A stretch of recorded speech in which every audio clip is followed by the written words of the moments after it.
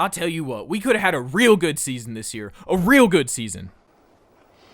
But you didn't want it, South Park. So what we got now is Donald Trump. Everything's built on him. He's all we got. Fucking all, boy. So I hope you know that if you don't ever plan to do anything else. You have no idea how hard it gets. And I'm not you. I can't handle my comedy being taken over by that man over and over.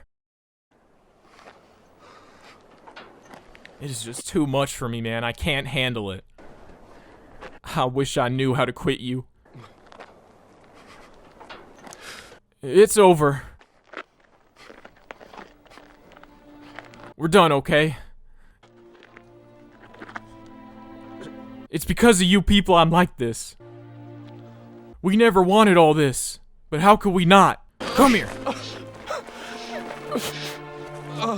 Thank you. It's okay. It's okay. It's over. Well, here we are. The season finale of South Park just came out, and it was maybe the most meta episode of the season so far. With all of the different plot points introduced throughout the season, it really made me wonder what the plan for this episode was. How are they going to possibly tie up all these different loose ends without it feeling like a contrived Deus Ex Machina? Well, they gave us our answer, and it was a simple one.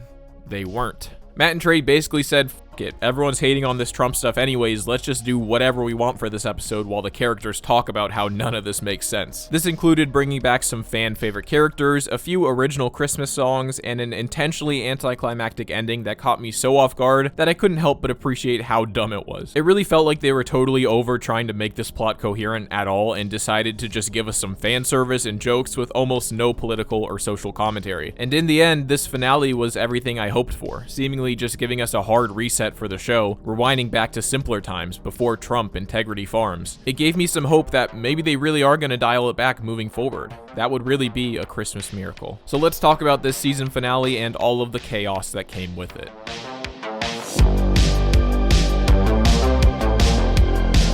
The episode opens with Stan venting about how awful these last few months have been, referencing plots of earlier episodes like the ice raids and his family moving out of Integrity Farms. Everything has just been changing so much and he doesn't know how to handle it. He's telling this to the school counselor, Jesus, who sits there strumming an electric guitar. If you'll remember a few episodes ago, Jesus shifted into a MAGA Christian persona, and I was wondering when that would come back into play. Stan discusses how everyone needs a Christmas miracle. He's even thinking of giving away some of the money he won from Saudi Arabia, but Jesus tells him that there will be no miracles this year. Meanwhile, at the White House, Satan is busy decorating the nursery as he happily sings an original Christmas song. A new baby at Christmas time.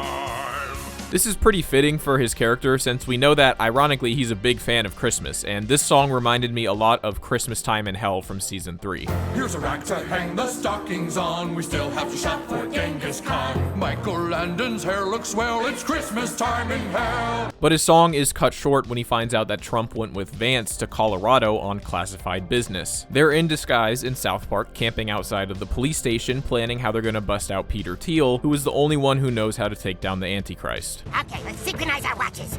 It's time to complete Operation Kill My Own Baby. Meanwhile, at the old folks' home, Stan is watching Jesus' girlfriend do her carols for all the old people, and she has her own original Christmas carol that's a little bit on the nose. A Christian woman knows her place, so go ahead and punch me in the face, 'cause I deserve it, I was wrong. Honestly, this character is just so insufferable, which I get is kind of the whole point, but I genuinely can't stand her, and Stan clearly feels the same way as he angrily walks out of there. He decides to stop by the bathroom on the way out, and hoping for a Christmas miracle, decides to talk to the toilet. I don't know if you can hear me, but I've been kind of wishing for a Christmas miracle. Now this is referencing Mr. Hanky the Christmas Poo, who was a recurring character in the early seasons going all the way back to season 1. He always knew how to spread Christmas cheer, and Stan is desperate to get some of that back. And Stan does get a Christmas miracle, just not exactly the one he was hoping for. Yay! Oh no! Did you miss us, Stan?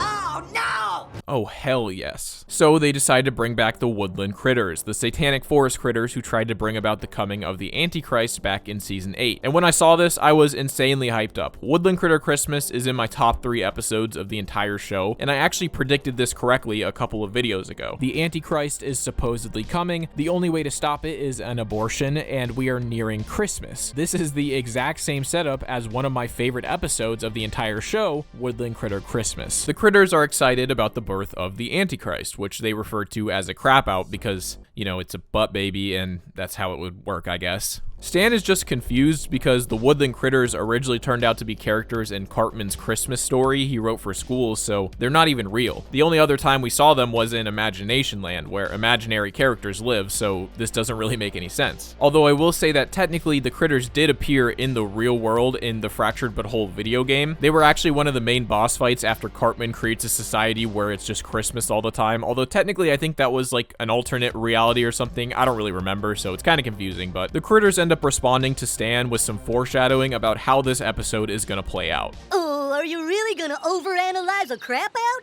No way, crap outs have no rules. Again, this is basically Matt and Trey just saying, who cares about trying to make sense of all this? Let's just have some fun with it. Now, the critters really don't do anything in this episode. They kind of just follow Stan around as he tries to figure out what to do. It definitely feels like they were only put into the story for fan service and nostalgia baiting purposes, but considering I'm the target audience for that kind of stuff, I really don't care at all, and I love the fact that they were included. This was honestly my Christmas miracle, and I couldn't be happier about it. Back at the White House, Satan is doing the laundry when he finds a jockstrap with the letters JV embroidered onto them. He's confused by this until it's all explained to him by another piece of laundry. You may remember back in episode 3 of this season, Towley was given as a gift to the president by Randy to try to get into his good graces for his AI weed company, and Towley immediately became their comrade, which means he's seen everything that's been going on between the two. He says he'll tell Satan everything he knows, as long as he can do just one thing for him. I need to get just a little high. After he lights up, Towley is feeling much better and explains to Satan everything that's been going on. Vance's plan to get rid of the baby, Peter Thiel getting involved, Pam Bondi finding out about the plan, Trump cheating with Vance. He pretty much tackles everything, and Satan vows to get his revenge on Trump. Meanwhile, the critters tell Stan about how nothing is going to get in the way of this crap out since there's only one person that could put a stop to it. Nothing can stop the Antichrist from coming. Except, of course, for Peter Thiel. Peter Thiel? Wait, you mean the 6'7" guy? Now at this point, Stan is not fully bought into the crap out, but the critters reassure him. If I'm gonna get on board with something, I need it to make at least a little bit of sense. Well, okay, Susan Sontag, we'll make sure it all lines up perfectly for you. Satan and Towley arrive in South Park and confront Trump and Vance, and Satan is super pissed off. But just then, Stan and the Woodland Critters show up as well, and Stan asks Towley what is even going on. Towley's response is honestly one of my favorite lines from the episode. What's going on is the most exquisitely woven tapestry of ideas that you've ever seen, man. Again, I love how Matt and Trey just fully leaned into this making absolutely no sense, and having Towley sarcastically act like this was some kind of genius level writing from them was pretty hilarious. Satan tells Trump that it's over and he will finally be held accountable for his actions. But just then, Jesus literally falls from the sky and joins up with Trump and Vance. Keep your hands off my president, bro. What the hell happened to Jesus? He's all Christian now. He's not going to let anything happen to his president, so he pulls out his guitar and teleports them away. He then uses these new superpowers to bust into the police station and break out Peter Thiel and Pete Hegseth. I mentioned at the beginning of this video the idea of Deus Ex Machina, which, if you don't know, is a plot device where something just comes out of nowhere to save the day in a story. It literally translates as God from the machine, and it comes from ancient Greek theater, where a lot of the time the characters were saved in the end by God himself descending from heaven and just being like, I'm here to save you guys, and now everything is back to normal. It's kind of looked at as a major sin in writing since it's a lazy way to get out of an unwinnable situation. And I mention all of this to say that the fact that they used a literal Deus Ex Machina by having Jesus come in and free everyone was a pretty funny way to really emphasize just how much they leaned into this crap out. So Satan goes into labor and Stan takes him to the hospital, where Satan complains about how he always falls for the worst guys. So Trump, Thiel, Hegseth, and Jesus all show up to the hospital ready to take out this baby once and for all, with Jesus playing a pretty epic riff as they approach. Let's do this! Where is room 67? Thank you. They're met by Stan, Towley, and the Woodland Critters, where they face off for the epic final showdown. Stan questions Jesus on what's happened to him, how did he get to this point, and Jesus immediately decides that Stan is right and switches sides. Now, normally I would criticize this for being way too quick of a switch up. Like, he literally went from being fully bought in to admitting that he was wrong after Stan literally just said one line. But again, in this case, it actually makes sense because the whole point is that the resolution to all of these plot lines is so contrived and nonsensical. But just as the battle is about to begin, the Doctor comes out with some bad news, giving us quite possibly the most contrived way to resolve the most important plot line in all of this. It appears that at some point when nobody was watching, the baby hung itself and took its own life. What? I'm afraid you can see it all in the video.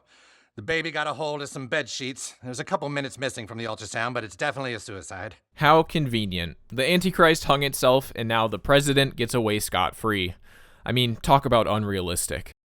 In all seriousness, this was probably the funniest way they could have ended this plotline. Having all this build up for an entire season, everyone questioning who the Antichrist was going to be and what they were going to do with it, having this entire finale wrapping up plot lines in the most manufactured, unnatural ways, just for the most contrived, anticlimactic ending of them all to be the one that actually happened in real life. Watching this for the first time, I could not believe that that's what they went with to resolve this plot. Like, obviously I know South Park well enough to know that it would probably be pretty anticlimactic because that's just Matt and Trey's humor, but all of this build up just for an Epstein parallel had me straight up gobsmacked. We then get a Fox News special alert where they give their own analysis into the situation. Just what babies do sometimes. And meanwhile, Trump is holding a funeral for the baby at the White House, which is a bit unorthodox. And of course, Pam Bondi gives her own take on the situation. You're so strong, Mr. President, and you're taking it really well. And while all of that is going on, Satan is busy dejectedly packing up his stuff and leaving the White House, watching as the president celebrates getting away with everything. Honestly, this was surprisingly depressing. You really can't help but feel bad for Satan, as not only did he lose his baby, but also put up with the president's antics for months just for him to never face any consequences. It was genuinely sad, but at the same time relieving to see that at the very least, the Trump and Satan plotline is done for good. The episode ends with Stan getting a letter from Jesus, apologizing and giving him his Christmas miracle. He is given the key to his old house, where he sees it decked out in Christmas decorations. And I'm not gonna lie, I started to feel a bit emotional watching this part. I know it's stupid, but it's been 7 years since Randy moved the family out to Tegrity Farms in season 22, and that time period of South Park was when everything in the show really started to change. Seasons 20 through 22 were definitely the dark ages of the show in my opinion, and it started to feel less and less like South Park. Ever since then, the show has really struggled to return to normalcy because they were so committed to all of these plot lines they had laid out. And Stan returning to his house, along with this episode as a whole, really just felt like they're done with all of that. They just want to hard reset and give us the South Park we've been missing for years at this point. They're giving us what we've been asking for so long, no matter how contrived it is. And Stan getting his house back really just feels like that final symbol of a return to normalcy. He thanks Jesus for the Christmas miracle, and Jesus gives him some reassuring words before the credits roll. And remember, never give up on the things that you commit to. He's so great, isn't he? Merry Christmas, everyone! And that is how the episode ends. So now, for the final time this year, let's talk about it.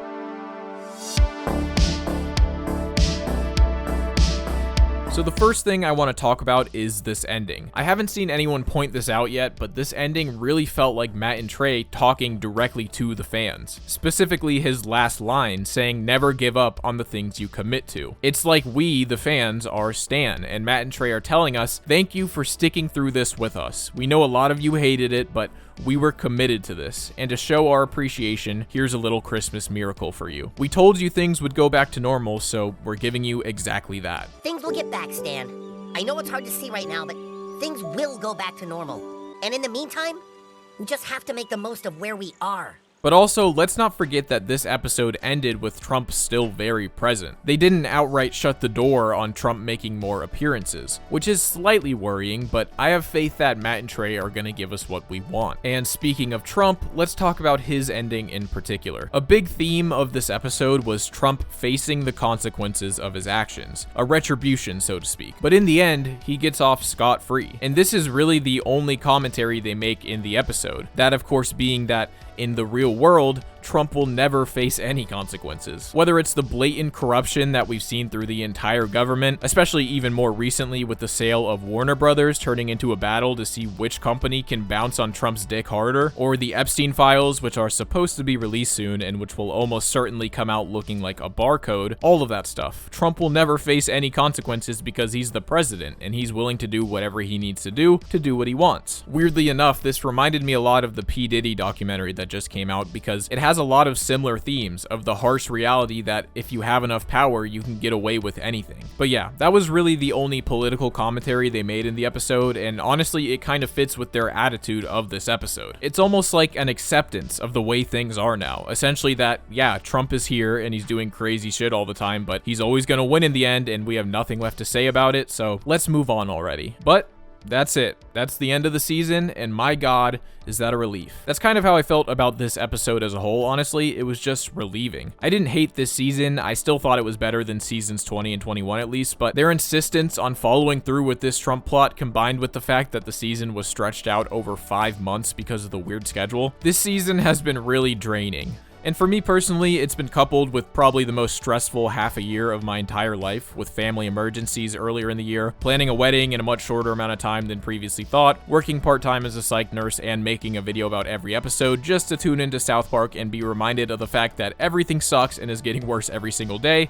It's been tough. And yes, this is the segment where the dude that has a dream job complains about his life. I know how much people love to hear that. But for me, this season finale comes at a time where it feels like life kind of is returning to some kind of normal, and it feels good. So for now, that's it. I might make a video about this season as a whole, but I'm not sure yet. I'm definitely going to make at least one non-South Park video next. I'm a bit South Parked out right now. Hazbin Hotels Season 2 did finish, so that might be next, but we'll see. Regardless, it'll be back to primarily South Park after that. I do have some really cool video ideas I want to start working on, so stick around for that. And thank you guys for watching my videos on this season, even if I do feel like these videos kind of suck sometimes. I definitely appreciate all of you guys and your continued support. But that's it. Merry Christmas and happy holidays, and I will talk to you guys again very soon.